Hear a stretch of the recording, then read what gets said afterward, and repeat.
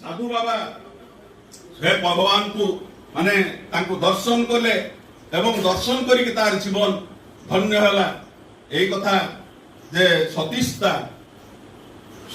तांकर कथा भितर लिखि दे जाइचंती कारण से साधु जनक सतीश तांको देखा करी एई कथा ही कहिथिले। तेणु आज स्वयं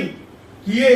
अवतीर्ण होइचंती ए जगत रे आज आमे समस्त जानिबा दरकार, आमे समस्त बुझिबा दरकार, तांकर सतनाम ग्रहण करिबा दरकार एवं